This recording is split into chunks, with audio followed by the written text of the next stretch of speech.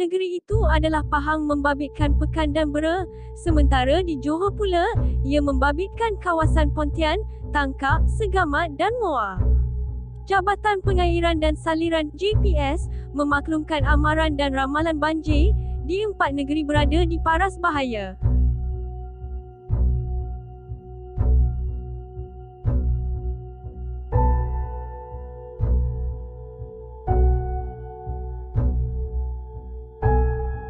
Ramalan tersebut adalah info terkini setakat pukul 3 petang tadi, dengan menunjukkan beberapa kawasan lain sekitarnya berada dalam tahap amaran dan waspada.